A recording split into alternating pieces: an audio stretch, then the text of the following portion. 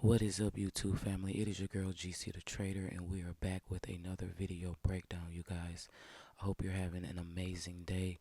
Today is Sunday, January 18th, and as you can see from the thumbnail, I will be going over the last week's trades that I took. We took 2 L's and 1 W, so we're going to be going over those trades in this video, and we may even look into some news next week just to see what's going on for next week and prepare ourselves for the new trading week ahead. So I'm not going to take up too much of y'all time on this Sunday. Let's get right into this breakdown. All right, family, as you can see, we are on the S&P chart. That's the pair I've been trading since the new year coming into 2026. So yeah, what I did coming into the session, I did mark up my highs and lows, but as you can see, they're not on the chart because I didn't want all the extra noise, so y'all can better be able to see what it is that I'm talking about and trying to explain. I came in, I marked up my 8M to 815, and what I did notice observing price was that, price did a minor break to the upside, but after that, price kept breaking to the downside, and as you can see, our midpoint tap here is very, very, very strong. So going into my trade, I was really trying to see if I wanted to take the touch of the zone or the midpoint zone. Sometimes when price hits the midpoint, a lot of times before breaking, it normally does just retest the beginning of the zone and then drop down. But if in this case, if I'm not mistaken, let me zoom this out a bit so y'all can see it. I end up entering on the midpoint tap right here. We had a nice break of structure to the downside. Price end up hitting my 101 in some before it decided to retrace and knock me out of the trade. I didn't take a full loss on this trade. I was risking 30 contracts for 90 contracts. I think after we hit my 101, I end up adjusting to about 15 ticks, if I'm not mistaken. Yeah, I end up getting out right there. So I end up adjusting to 15 tick risk because I wanted to, not completely go to 101, but not completely go to break even. But I wanted to take off half of my risk just so that I can give the trade a little wiggle room to grow. We are on the 1 minute, so sometimes on the 1 minute price does pull back a little, quite a bit before it decides to take off. And as you can see, price end up coming in, stopping us out of the trade at 15 ticks, and if I'm not mistaken, I did 2 contracts, so that was probably about 60 something dollars, if I'm not mistaken, or no, not 60 some dollars. I think it was probably like 40 some dollars. I'm really not for sure, but I am gonna put my P&L for this trade right here, so you'll be able to see exactly how much I end up taking, how much of a loss I end up taking on this trade. But after reviewing this trade, even if I lose, I do stay and watch the trade to see if it would have played out or if I just chose the wrong direction altogether. And in this case, the better entry would have been, where did I had this marked up? If I'm not mistaken, I had this marked up after this fair value gap right here. That's where I came back in for my trade idea, put it above that, and it would have hit full TP, probably like, what time is this? Probably about 20 something minutes later. So the better entry was, after price end up retracing back into my zone. But other than that, I don't feel any type of way about taking this L.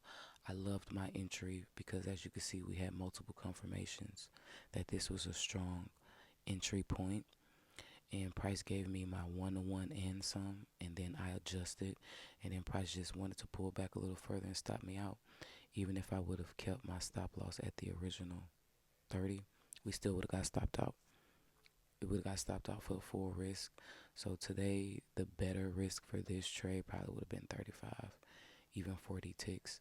But I wanted to get as close to my zone as possible. That's kind of how the strategy works with this break and retest off of ES, is to, get as close to the zone as possible, and to also give you a good R&R risk to reward. And I like my R&R for this trade. Even though it didn't work out, I'm cool on that one.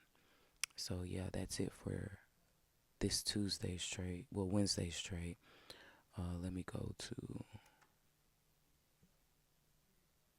Thursday. Caught another setup on Thursday. As you can see, this zone on Thursday was a lot bigger.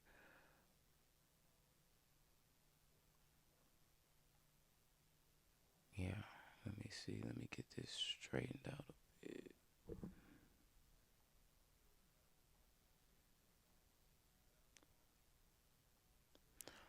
Oh, my apologies, y'all. I knew I was missing something. My first trade was on Tuesday. So, y'all, we about to reverse a little bit. I took y'all to Wednesday's trade, and we was definitely supposed to be on Tuesday. So, we're going to reverse a little bit, you guys. We're going to wind, and we're going to go back to Tuesday. So, this was the trade I took on Tuesday. As you can see, again, I marked up my 8 to 8:15 candle. I believe this was news. Yeah, this was 7:30 news. We had a red folder on this day, and as you can see, price did do a minor break to the downside, but it shot up crazy. You guys end up tapping, if I'm not mistaken, what was this? Oh yeah, this was the all-time high. So yeah, end up coming in, making this all-time high, and then you started to do a nice little break. It never came back to retest my zone, but because it stayed above my zone, I did have faith that when price did finally come down and tap my zone, that we will be in buys.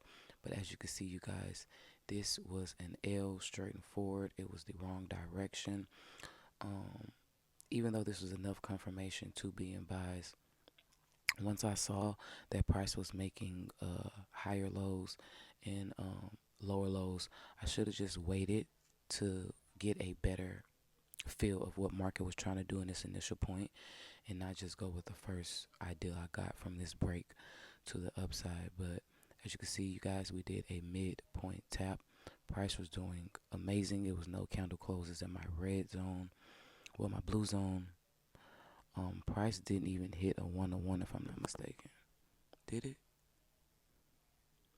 No, price did not hit a 1-to-1, so that's why I never adjusted my stop loss. If we would have hit a 1-to-1, I most likely probably would have got stopped out this trade at break even, but I had no confirmations to adjust my stop loss. Me moving my stop loss to me would have been fear of losing what I had already been okay with risking for this trade session. So I just ended up taking a full L on this trade right here, you guys. It was 75, no, it was 25 ticks. I was doing 25 ticks for 80 ticks. So I was doing a little bit more than a 3-to-1. So yeah, you guys, I did mark up, because I only take one trade a day. So I did mark up a trade in the opposite direction, just to see how it would have played out. So that way, when I am ready to start taking multiple trades a day, I'll be more confident in entering to, I call these reverse trades. It broke to the upside, came back, retested my zone, did a minor break, broke past the zone, came to retest it, and continued in the opposite direction. So for me, I consider those reverse trades, where you take a trade the opposite of direction you were willing to take in the first trade. And as you can see, you guys, we had our entry. I end up, taking a, a trade idea from right here, you guys. And as you can see, it would have played out beautifully. It would have hit my full TP. So yeah, I kept a tally of how many reverse trades do work out, and once my percentage with those, get higher, then yes, of course, I'm going to start taking more reverse trades, because I definitely could have made back my money, but I'm not trading to cover losses. I'm trading to make money, and if I get in the habit of trying to cover every loss that I had, then I'll end up losing more money. risk and capital, and it's just not good trading doing that. So yeah, you guys, this trade just did not work out. We just had the wrong direction, wrong side of probability for this. Yes, we had right confirmations, but also too, we kind of got lost in a direction bias. We saw this great push to the upside and just automatically thought that we were going to be in buys. But I did not see price respecting a bearish trend. I saw it, but I ignored it in that moment. And once this trade did not work out, all of this made sense. You get what I'm saying? It all made sense. I thought it was just a correction. No, it was a trend change, you guys. So yeah, this was Tuesday's trade. I'm gonna put my P&L over here. I did 2 contracts, so if I'm not mistaken, I think this was like $60 something on both of my PropFirm accounts. So yeah, you guys, this was Tuesday. Now let's go back to Thursday. um, yeah. So yeah, this is Thursdays, you guys. We're back at it. So this zone for Thursday was a little bigger than the normal zones that I mark up for my 8 to 8:15. But as you can see, we was getting bullish confirmation right here. Yes, we're still within the zone, but we're still getting bullish confirmation. As you can see, each time price tapped that midpoint, it just kept rejecting from that midpoint. Once we broke, excuse me, you guys. Once we broke, we continued to break above the zone. Once we broke above the zone, we had no candle closes in the zone. So you guys, when I seen all this noise right here, I was like, ooh, I don't know, price is seeming a little choppy. But, I was like, hey, I'm going to go ahead and I'm still going to stick it out. You never know what happens. We got this tap, right? And you can enter on the break and retest from a zone tap like this. But I like the midpoint tap because you do get a better R&R. You do get a better risk to reward ratio. And it does stop you from getting faked out a lot, you guys. So what I was willing to risk on this Thursday after taking 2 back-to-back L's, I wasn't willing to risk the full zone amount plus some just to cover. So I end up missing this entry because I wanted a midpoint tap. I didn't take this one. I didn't take this entry as well. So by now, you guys, this is the second entry I missed. I didn't take this entry. I wasn't more so tripping about this entry because it didn't play out the way I wanted. Like I wouldn't have hit my 2 to 1 the way I wanted to. Well, my 3 to 1 the way I wanted to. I end up missing out on this zone tap right here, you guys. This zone tap did hit my 3 to 1. This would have been my 3 to 1 right here if I would have entered on this zone tap, you guys. Well, no, if I would have entered on this zone tap, if I'm not mistaken, this would have been my 3 to 1 right here. So initially after that, I was ready to close my charts and walk away. Like I was a little frustrated, not mad, not irritated, but just a little frustrated because I know for a fact the trade can work on beginning zone taps, but I like the mid zone for better R&R.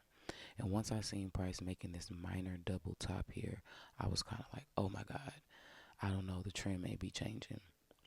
So let's just see what happens. I was getting ready to close up the accounts once I seen this.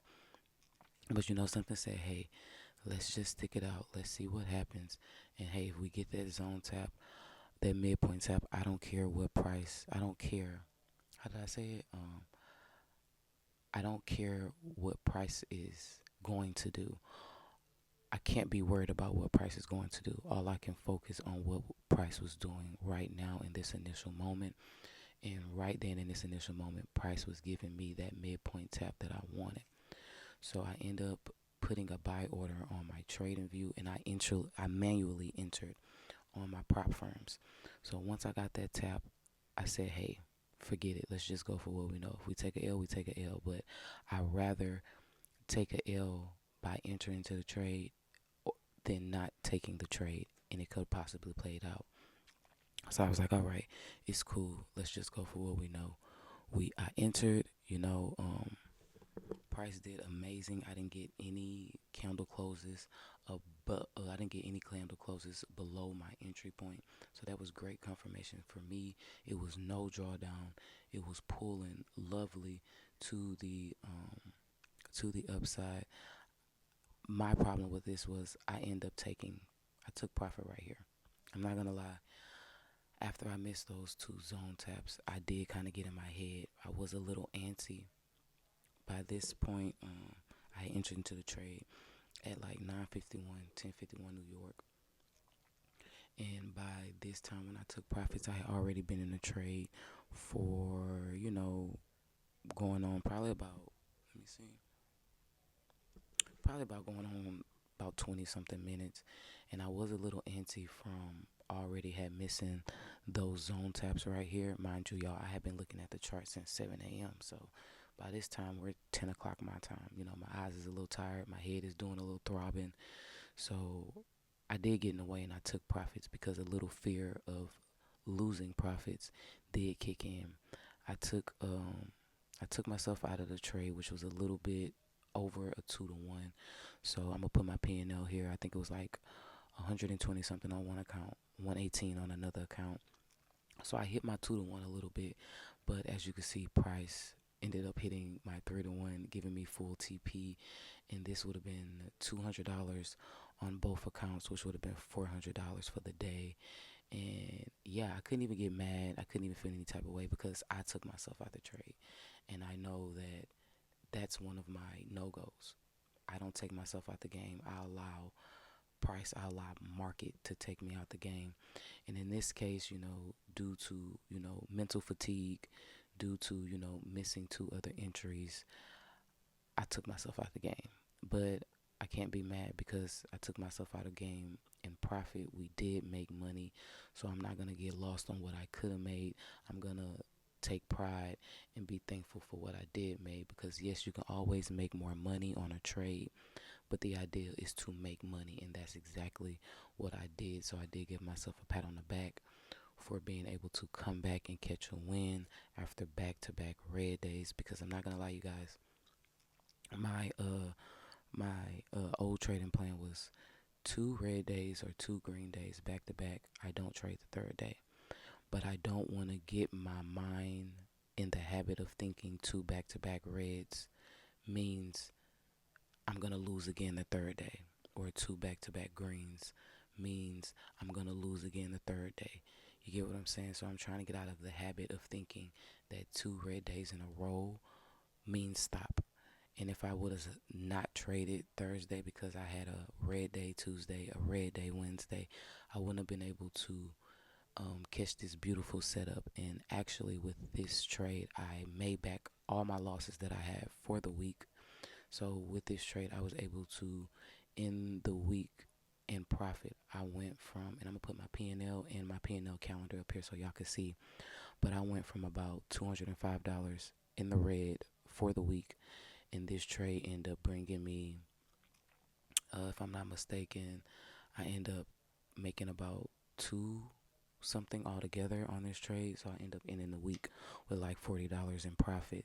And I know y'all thinking that's only $40 in profit, but I had a red week, and one good trade where I made more than I lost ended up wiping out a whole week's worth of losses. So yeah, it was only 40 something dollars I'm ending the week with, but I went from a red week to a green week. You get what I'm saying? And I've been asking to be profitable.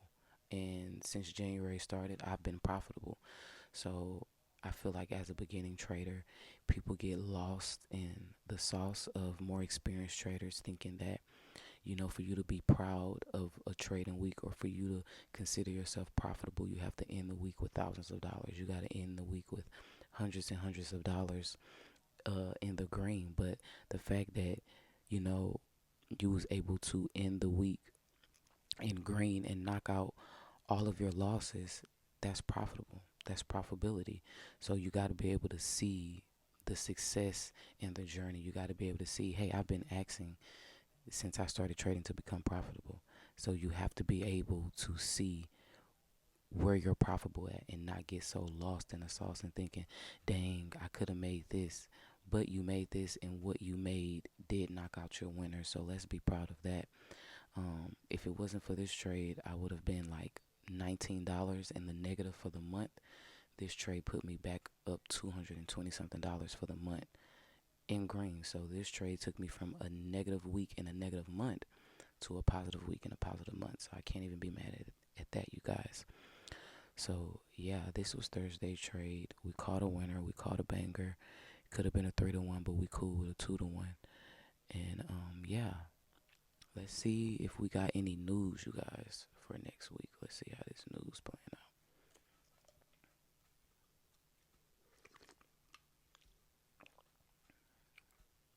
Yeah, they be having so much extra stuff right here. Like they be having all the business of everybody. Stock market, presidents, senators.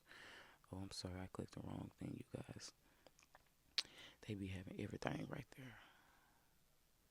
So let's see what we got for next week, you guys. All right. So Monday is a bank holiday. I will be trading tomorrow. I am gonna try to catch a setup on this MLK day. You get what I'm saying? As long as the market's open, we're gonna try to do what we gotta do. I don't. It's not gonna be against any rules on both of my platforms, so I'm definitely trading. There's no red folder, so we're definitely gonna do that. Um, I'm probably gonna check out London session tonight as well. Tuesday's a pretty okay day. Just got a orange folder, so Tuesday's looking tradable. Wednesdays is where we have our red folder. It's all day red. Hopefully by the time we get to Wednesday, this goes from all day to a set time, because if this is all day, I will not be able to trade my Theedgefunder account, but I will be able to trade my Top Step account. So Wednesday is looking like we're going to have some momentum and some volatility in the market, and if you know how to trade that, you can always make some money. Thursday, we have some more red folders, so maybe a little bit more momentum in the market. It's around 7:30, so that's probably definitely going to set us up for New York session for sure. And then what's this? Friday. Friday, yes, we got red news at 8:45. So yeah, it's still before 9 o'clock, so it's still looking very tradable. Um, it is about 45 minutes after, well, 15 minutes after the market open. So if we do trade on Friday, we won't be trading until about 9 o'clock, which is 10 a.m. New York time. So yeah, you guys, that's it for today's video breakdown. I hope y'all had an amazing week. I hope y'all had a profitable week. I hope y'all was able to make some money. I hope y'all was able to secure some payouts, pass some evals, and all of that. But if you did fail the eval, if you are ending the week unprofitable, if you lost money, it's okay. It's all part of the game. We're paying tuition. You get what I'm saying?